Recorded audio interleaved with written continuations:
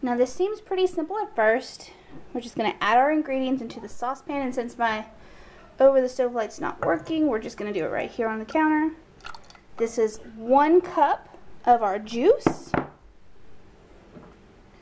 This is 3/4 of a cup of the GT's gingerberry kombucha.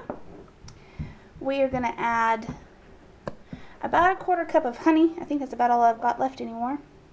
This is my raw local honey. It's my favorite to use. It's extra sweet. So I might not even get a whole 1/4 cup. It really doesn't need it. Okay, and then I've already separated out my gelatin. Now, the recipe that I was told was 3 to 4 tablespoons, and more like 4 tablespoons if you want them to come out of the mold right. So we are going to add that in there. We are going to stir it around. And we are going to just turn it on low for 5 to 10 minutes until everything is well incorporated and the gelatin has a chance to kind of melt through. Then we're going to pour it in our molds, and I'll show you that in just a second. I have my molds filled. I just took a really deep tablespoon to try to spoon everything in. Now, I want you to notice I actually filled these 2 right at normal. These ones I overfilled a little bit. These ones I underfilled, and these ones I got a little messy with it because I'm trying to experiment and see if those things matter and if they affect them. So these need to sit in the fridge for at least an hour. And just in case you're curious, these took a little under a tablespoon. These took about 1.5 tablespoons. Big R2 took about 4 tablespoons. These little ones took a lot less. These took about 1.5 tablespoons as well, and these barely took anything because they're tiny. Now, if you don't have molds, or you just don't think that's the thing for you, you might, because I mean, you know, some adults, they aren't into these things, so that's okay. You might put them in a dish like this.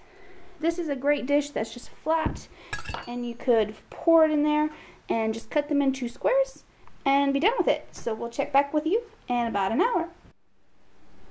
It's been a little less than an hour, but I touched these and they seem pretty okay. They came out of the molds pretty cleanly.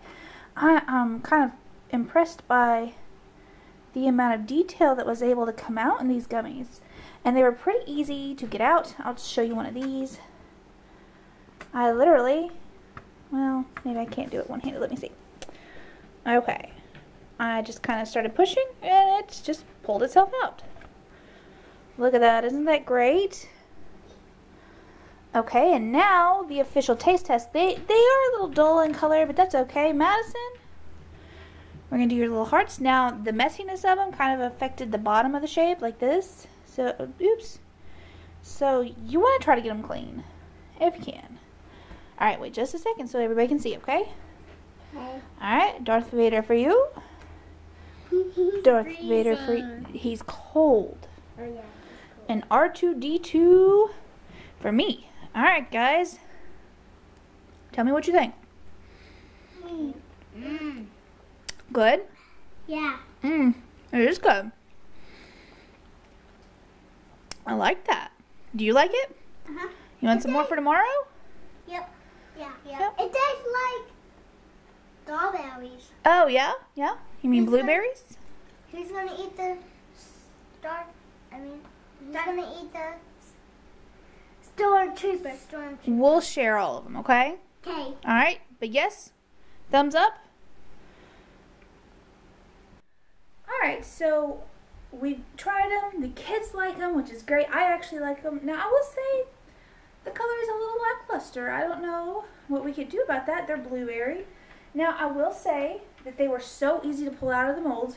I basically just took my finger, pushed it in, and it just popped right out. Now, on the little hearts, the ones that I got messy on, I will say try to keep this clean because it did kind of mess with the shape a little bit, but that's okay. You know, they still look fine. You know, you'll have a couple that look about like that, and they'll just have a little tail. No big deal. They all eat the same. I'm excited to play around with this recipe a little bit. This is just kind of the basic recipe. You can basically take the formula, which is 1 cup juice, a 1/4 cup kombucha, and a 1/4 cup of syrup. You need about 2 cups of liquid total, and you can play around with it. There are a lot of great recipes out there. I believe my paleo group came up with at least 20 different recipes that they liked. You don't have to use molds. Like I said, you could use something like this. And I mean, I'm excited about this, and I hope you guys are too. I'll put a link down below to my recipe. I will actually write it down on the blog for you if you need that. And I want to remind you that there's no wrong way to cook or make gummies except for to not cook at all. Y'all have a great day.